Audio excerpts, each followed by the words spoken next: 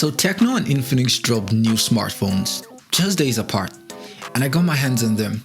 The Infinix Hot 60 Pro Plus and the Tecno Spark 40 Pro Plus are the more premium budget entries from both brands, and they've been making a lot of waves lately, and for good reason. Both phones launched less than a year apart from their predecessors, and despite being budget devices, these phones pack a lot of heat, and there's a lot they surprisingly get right. So let's jump in and see which one makes more sense for your money. With regards to design, you gotta give it to these phones. They're hands down one of the prettiest phones to ever come out from both brands, and on first glance, they easily look twice their actual price. They both have frosted glass on the rear, and it feels very smooth. Both have Corning Gorilla Glass 7i at the front, and for some context, that's the same protection on the Nothing Phone 3. Both come in very colorful colors. The Infinix definitely has more vibrant colors. Both phones are incredibly thin. It's like they looked at Samsung and Apple's upcoming iPhone and said, yeah, we can do that too. The Infinix is actually the thinner of the two by just a 0.54mm, so you may not be able to tell the difference. Also, the first thing I noticed when I picked them up was how feather-like they are. I almost thought that they were dummy phones. 135 grams for the Infinix, and the Tecno coming in at just 5 grams heavier, and that is extremely impressive considering their battery size. More on that later. The ports and I/O are pretty much the same. Both phones have dual stereo speakers, both have IP ratings, with the Infinix coming in at IP65 and the Tecno coming in at IP64. Both have NFC and IR blaster, both have plastic frames, and both have no SD card slot. You can't go wrong with either of these devices with regards to design, but the display is where things start to get very spicy. In a world where a certain fruit company ships $700 phones with a 60Hz display, these phones come with a whooping 144 Hz refresh rate and a touch sampling hertz of 240 Hz. I don't know why they did this, but it is such an epic mic drop moment, especially for their price.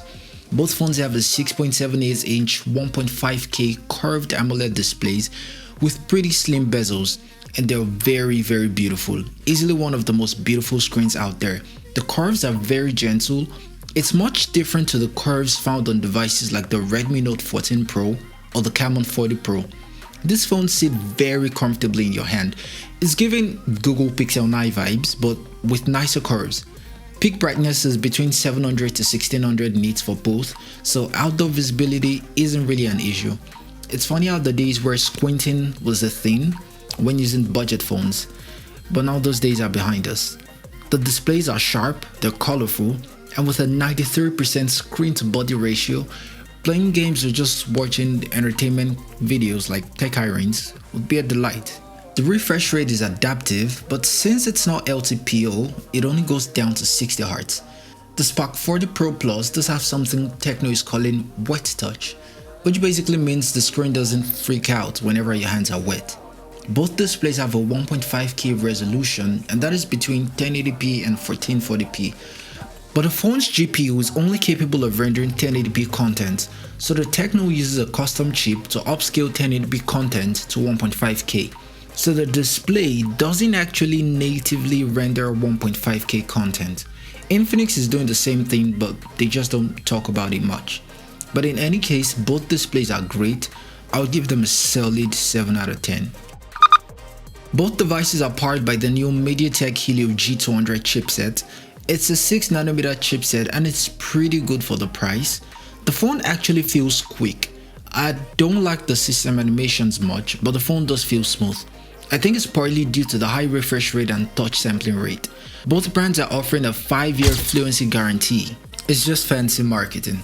Basically, this phone should not suffer from any significant lags or hiccups in the near future. I didn't really get to put the GPU to the test, but Tecno gives a PUBG certification, whatever that means.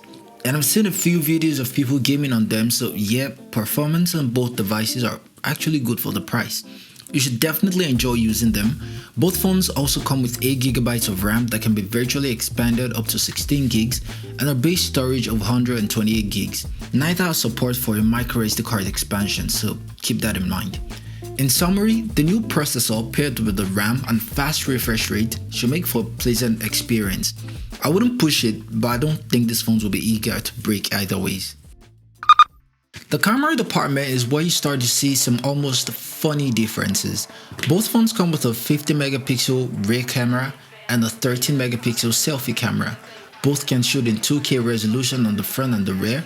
And for selfie photos, the Spark 40 Pro Plus always seems to have a slightly better control of the exposure on the background. Otherwise, both phones are absolutely identical. For photos with their rear camera, the Infinix looks a little more sharpened, not in a very flattering way, while the Tecno looks more natural. Portrait mode on both are pretty much identical, but on the video side, the roles are reversed, with the Tecno now looking slightly over sharpened and the Infinix looking more natural. Honestly, it's a draw. You'll get usable and okay videos, but don't expect some cinematic brilliance. Both phones are running Android 15. XOS and HiOS pretty much have everything in common but their names. The UI looks sleek and modern. It doesn't look too different from what you'll find in their older siblings. There's no official word about software updates, which is going to be a shame for a device so pretty, but it's an issue a lot of budget phones face anyways. You probably might get 1 year of software updates, so fingers crossed for that. The Tecno comes with a huge 5200 mAh battery, while the Infinix comes with a slightly smaller 5160 mAh battery. Both phones have 45 watts of fast wire charging, but it's like Tecno got jealous of the Infinix Note 50 and decided to equip the Spark 40 Pro Plus with a 30 watts wireless charging feature, and the Infinix was like, meh, we'll just take a backseat with this one. Although both devices have reverse wire charging, with the Infinix at 10 watts and Tecno with half the speed at 5 watts. So for the battery, the Tecno Spark 40 Pro Plus, that is a mouthful, takes the edge with its slightly bigger battery and wireless charging. But in any case, you should be able to make it through a full day of use without either of them dying on you. So what are my thoughts? The Tecno Spark 40 Pro Plus cost $174 or 267,000 naira, while the Infinix Hot 60 Pro Plus cost $180 or 277,000 naira. And you can pick either of them or both of them from the sponsor of this video, Play On Devices.